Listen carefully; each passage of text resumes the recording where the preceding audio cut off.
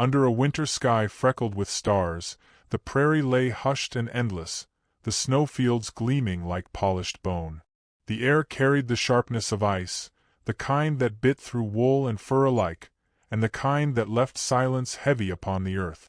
A lone figure moved across the frozen plain, her breath rising in thin plumes, the hem of her patched shawl dragging against the snow.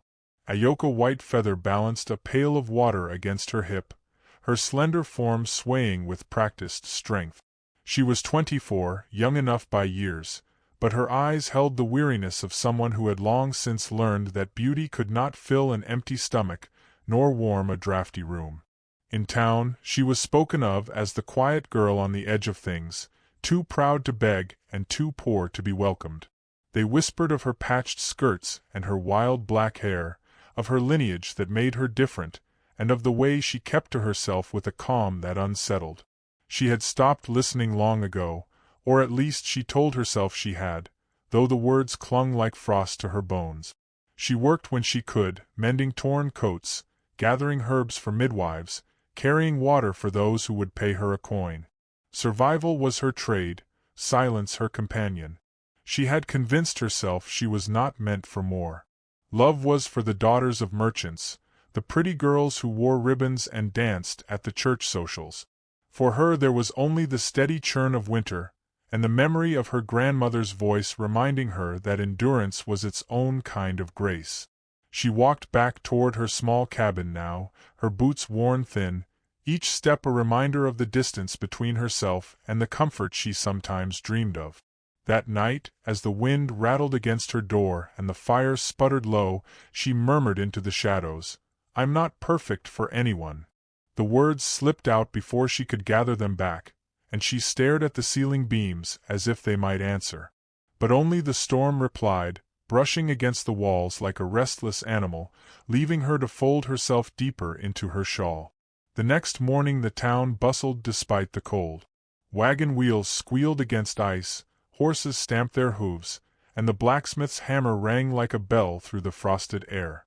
It was there that she saw him first. A towering cowboy dismounted in front of the smithy, his frame wrapped in a sheepskin coat, snow dusting the brim of his hat. His horse tossed its head, one shoe bent loose, the animal's breath steaming in the air. The man was broad across the shoulders, his movements slow and deliberate, as though he carried the weight of the whole horizon with him. Colt McGraw, son of a wealthy rancher, known in town for his strength, his herds, and the quiet way he handled both. As he led the horse inside, the animal reared slightly, catching his hand against a sharp edge of metal. Blood sprang bright against the snow. Without thinking, Ayoka stepped forward, water pail set down at her feet. She tore a strip from her own shawl, ignoring the sting of cold on her fingers, and pressed the cloth firmly around his hand. "Hold it here," she said, her voice steady though her pulse quickened. His eyes met hers, startling in their warmth. He obeyed, watching her more than the wound, his gaze steady and searching. "Thank you," he murmured, the word carrying weight beyond its simplicity. She nodded, pulling back quickly, embarrassed by the intimacy of touching him. She gathered her pail and hurried on, but she felt his eyes following her, lingering like a lantern's glow long after she had disappeared from the street. Days passed, and small things began to change. One morning she found a neat stack of firewood by her cabin, though she had not cut it. Another evening, when she returned weary from errands, she discovered a small sack of flour and beans leaning against her door. There was no note, but she knew. And when she walked down the icy road toward the mercantile, his long shadow often appeared beside hers, his stride unhurried, his gloved hand ready when she stumbled. He never spoke of it, never claimed credit, but the evidence of his care surrounded her like warmth in the bitter air. It unsettled her as much as it comforted her. She feared the town's eyes, the whispers that already curled like smoke around her. "He could have anyone," she overheard one woman say, her voice sharp with disdain. "Why waste himself on a girl with nothing?" Another sneered, "She'll drag him down to her rags." The words burned, and when she faced him later that evening, her chest tightened. "You should stop," she said quietly, her voice rough as the snow crunched beneath their boots. "I'm not perfect for you. I have nothing to give. You deserve someone finer." Colt did not argue. He only tipped his hat slightly, his gaze steady, then reached to take the heavy sack from her arms, carrying it as if her protest had never been spoken. His silence infuriated and consoled her all at once. She walked beside him with her throat aching, ashamed of the flicker of hope that refused to die inside her. That night she fled to the riverbank, its surface frozen under the weight of winter. She knelt in the snow, her breath coming in uneven gasps. "I'll never be enough," she whispered to the unyielding eyes.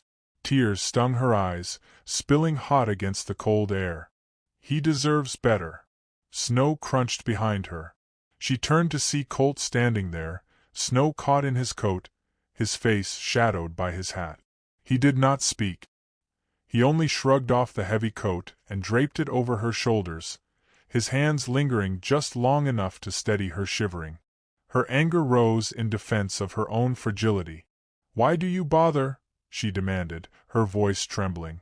He said nothing, but his eyes, deep, fierce, unflinching, burned with a truth she could not name. It was not pity. It was not charity. It was something older, steadier, like fire that refuses to die though the wind howls against it. In the days that followed, something within her shifted.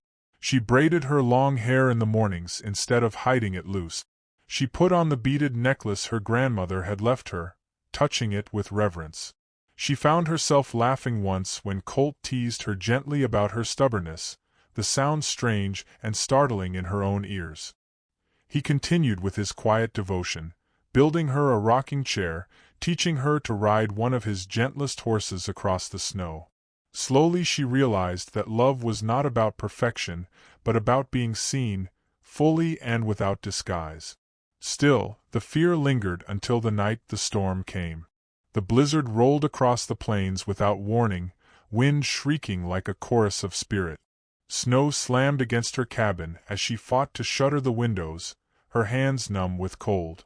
Then the door burst open, and Colt staggered in, snow-drenched and breathless, hat in hand. She turned to him, words caught in her throat, but before she could speak, he knelt before her.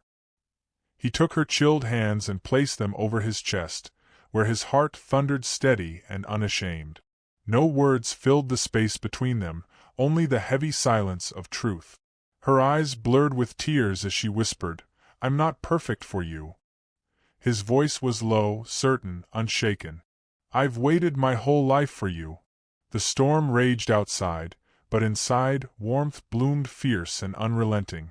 She let herself weep against his chest, the years of doubt melting like snow beneath the fire of his embrace. They married quietly when the season turned, snow still lying thick upon the land. No grand announcements, no approval sought from those who had never cared for her. It was enough that their hands joined, that their vows were spoken in voices steady as the mountains themselves. Their life together was not free of hardship, but it was theirs, measured not by wealth or perfection, but by the tenderness with which he looked at her across the hearth, by the laughter that now came easily, by the unshakable truth that she was chosen wholly and forever.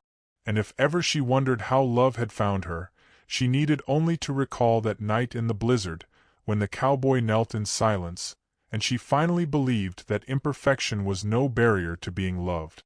For love, as the snow still falling outside seemed to whisper, was not about deserving, it was about surrendering to the fire that endured despite the cold.